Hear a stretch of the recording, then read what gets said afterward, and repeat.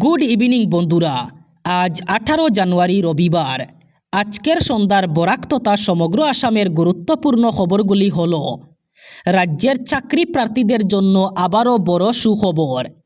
এবার বন বিভাগে চাকরির বিজ্ঞাপন প্রকাশ করল এসএলপিআরবি। আগামী 22 জানুয়ারি থেকে শুরু হবে আবেদন প্রক্রিয়া, চলবে আগামী 22 ফেব্রুয়ারি পর্যন্ত। ফরেস্টের গ্রেড 1-এ বোটম্যান পদে দেওয়া হবে নিযুক্তি। সেই সাথে ফরেস্ট গার্ডের জন্য 504টি পদ খালি রয়েছে। গেম ওয়াচারের জন্য 74টি পদ খালি রয়েছে। এএফপিএফ পদের জন্য 405টি পদ খালি রয়েছে। কনস্টেবলের জন্য সর্বমোট 1375টি পদ খালি রয়েছে। ফায়ারম্যানের জন্য 337টি পদ খালি রয়েছে। এই সব পদগুলি পূরণ করা হবে। আগামী 22 জানুয়ারি থেকে শুরু হবে আবেদন প্রক্রিয়া, চলবে আগামী 22 ফেব্রুয়ারি পর্যন্ত। হঠাৎ করেই ধুবড়ী জেলায় জারি করা হলো বিএনএসএসের অধীনে 163 ধারা। অনির্দিষ্টকালের জন্য প্রযোজ্য হয়েছে এই কঠোর নিয়ম। এবার ধুবড়ীতে সম্পূর্ণরূপে নিষিদ্ধ করা হয়েছে লাউডস্পিকার এবং মাইক। নিয়ম উল্লঙ্ঘন করলেই নেওয়া হবে কঠোর পদক্ষেপ। ডিজে সাউন্ড অ্যাম্প্লিফায়ার সম্পূর্ণভাবে নিষিদ্ধ ঘোষণা করা হয়েছে। সব ধরনের শব্দ সৃষ্টিকারী সামগ্রী ব্যবহারে নিষেধাজ্ঞা জারি করা হয়েছে। নিয়ম উল্লঙ্ঘন করলেই নেওয়া হবে কঠোর ব্যবস্থা। রাত 10টা থেকে সকাল 6টা পর্যন্ত প্রযোজ্য থাকবে এই নিয়ম। রাজ্যে যারা এখনও পর্যন্ত প্রধানমন্ত্রী আবাস যোজনার অধীনে সরকারি ঘর পাননি, তাদের জন্য এসে গেল সুখবর।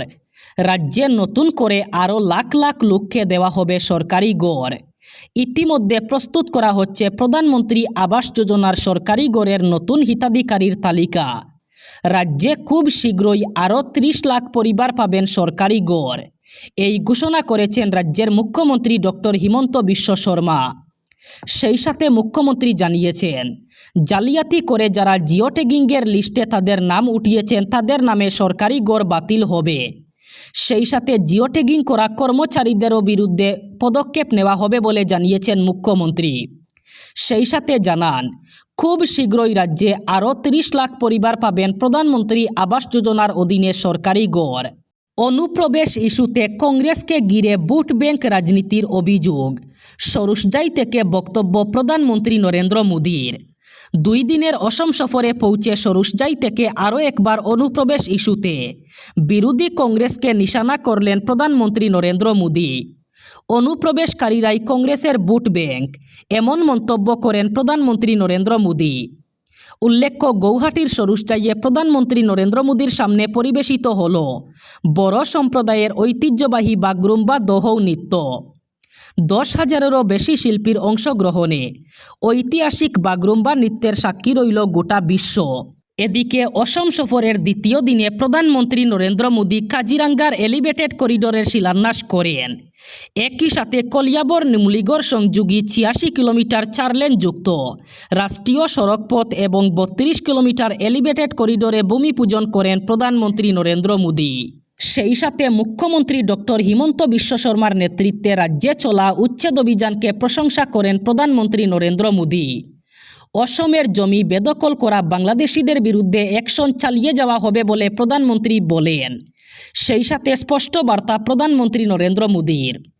একই সাথে আবারও একবার কংগ্রেসকে আক্রমণ করেন প্রধানমন্ত্রী। তিনি বলেন, অসমে কংগ্রেসের জন্যই লাখ লাখ বাংলাদেশি অনুপ্রবেশ করেছেন।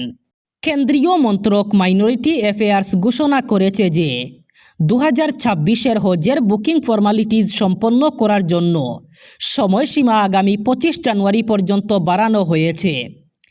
এর ফলে হাজার হাজার হজযাত্রী যারা পূর্ববর্তী সময়সীমা পূরণ করতে পারেননি, তাদের জন্য স্বস্তির বাতাবরণ তৈরি হয়েছে।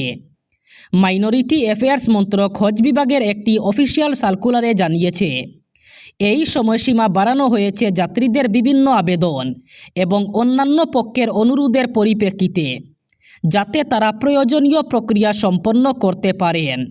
মন্ত্রক স্পষ্ট করেছে যে এই সময়সীমা বৃদ্ধি চূড়ান্ত এবং এটি জনস্বার্থে করা হয়েছে, যাতে কোনো যাত্রীর জন্য অস্বস্তি না হয়। মন্ত্রক আরও জানিয়েছে যে এই সময়সীমার মধ্যে প্রাথমিকভাবে নির্বাচিত যাত্রীদের সকল বাকি ফর্মালিটি সম্পন্ন করতে হবে। 2026 সালের ইউনিয়ন বাজেট অথবা কেন্দ্রীয় বাজেট পেশ করার আগে সাধারণ মানুষের মনে প্রত্যাশার পারদ চড়তে শুরু করেছে। বিশেষ করে করদাতাদের জন্য এবারের বাজেটে বড়সড় চমক থাকতে পারে বলে মনে করা হচ্ছে। অর্থমন্ত্রী নির্মলা সীতারমণ কি এবার বিবাহিত দম্পতিদের জন্য কর কাঠামোতে আমূল পরিবর্তন আনবেন? এই প্রশ্নই এখন ঘুরপাক খাচ্ছে বিভিন্ন মহলে। শোনা যাচ্ছে সরকার জয়েন্ট ট্যাক্সেশন অথবা যৌথ কর ব্যবস্থার বিকল্প নিয়ে আসার চিন্তাভাবনা করছে, যা মধ্যবিত্ত পরিবারের জন্য বড় স্বস্তির কারণ হতে পারে। সহজ কথায় জয়েন্ট ট্যাক্সেশন হলো এমন একটি ব্যবস্থা যেখানে স্বামী এবং স্ত্রী তাদের আলাদা আলাদা আয়কর রিটার্ন জমা না দিয়ে দুইজনে মিলে একটি যৌথ রিটার্ন জমা দিতে পারেন।